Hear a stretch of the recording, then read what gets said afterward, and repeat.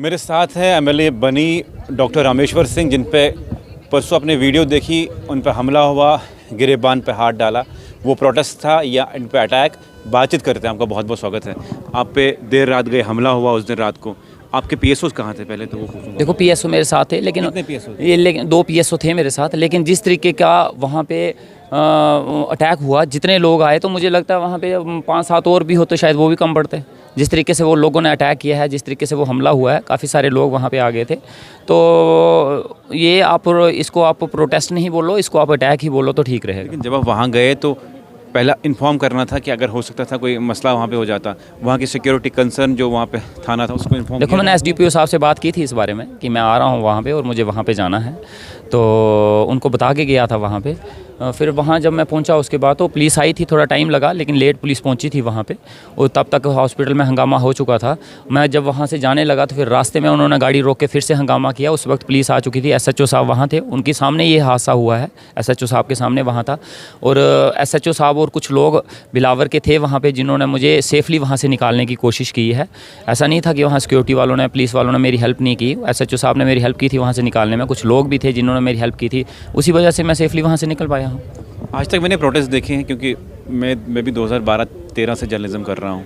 इस लेवल का प्रोटेस्ट देखा कि एमएलए के गिरेबान पे कोई हाथ डालता है या इस तरह से एमएलए को अटैक करते हैं।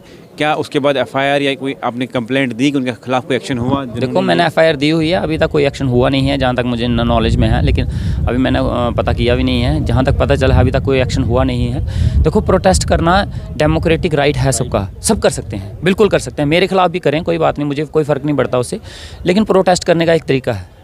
आप इसको प्रोटेस्ट बोलते हैं, ये तो एक सोची समझी प्लान्ड तरीके से वो लोग आए और वो पहले से सोच के आए थे कि इसको मारना है, इसके ऊपर अटैक करना है। आपको पता था? मुझे नहीं पता था, मुझे इस चीज़ में कोई नॉलेज नहीं था कि वो लोग पहले से प्रिपेयर हैं, वहाँ पे बैठे हुए हैं, मेरा वेट कर रहे हैं मुझे वहाँ पे मारने के लिए। ये तो एक प्लान्ड था कि जब मैं वहाँ पहुँचूंगा तो मेरे पे अटैक किया। किसने प्लान किया था? देखो वो वही लोग जो मीडिया में आपको उस वीडियोज़ में दिख रहे हैं वही लोग थे। अब वो कौन है, किस पार्टी से जुड़े हैं, किसका किसके साथ लिंक्ड है, या किसने उनको प्रोवोक किया है, ये इन्वेस्टिगेशन का एक है। तो वो इन्वेस्टिगेशन करें और देखें कि क्यों ये कौन लोग थे और क्यों, क्या मकसद था इन लोगों का। आपने असेंबली में इसकी बात उठाई, क्या आश्वासन क्या मिले वहाँ से? देखो आश्वासन का स्पीकर साहब ने बोला है कि इसके ऊपर कार्रवाई होगी, अब देखते हैं। लेकिन आपने वहीं पे भाजपा को ये भी कहा कि अगर इस पे आप एंडोर्स करते हैं मेरे अटैक को, तो कल को कश्मीर आप जाओगे, उसको भी हम फिर एंडोर्स करेंगे। बिल्कुल, देखो जो गलत है गलत को बोलना चाहिए ना। कल को कश्मीर में उन्होंने कहा कि ये तो धमकी हुई सरासर। धमकी नहीं हुई, मैंने बोला अगर ये लोग कश्मीर में जाते हैं, क्या पहले ये हमारे जम्मू के जीते हुए भाजपा के लोग जितने के कभी इन पे अटैक नहीं होते थे? होते थे ना, होते थे, तो वो गलत है ना, वो भी तो गलत था। तब ये बीजेपी वाले बोलते थे कि हमारे पे अटैक हुआ, गलत हुआ। आज मेरे पे हुआ तो ये क्यों नहीं बोलते हैं कि ये गलत हुआ? तब क्यों नहीं बोल रहे हैं ये गलत हुआ है? जो गलत को गलत बोलना चाहिए, गलत को पार्टी पॉलिटिक्स से हट के गलत को गलत बोलना चाहिए और बोलना सीखना चाहिए। लेकिन ये अटैक आप पे हुआ क्यों? इसके पीछे क्या मंशा थी? देखिए क्या किया था आपने? वो देखो वो लोग बोल रहे हैं तुम बिलावर क्यों आए हो, तुम बिलावर नहीं आ सकते, तुम्हारी हिम्मत कैसे हुई, बिलावर तुम्हारा नहीं है, तुम बिलावर आओगे तो तुम्हें मार दिया जाएगा। ये क्या मतलब होता है कि मैं बिलावर नहीं आ सकता? मैं बिलावर क्यों नहीं आ सकता? तुम देशद्रोही हो, तुम पाकिस्तानी हो, तुम मिलिटेंट हो।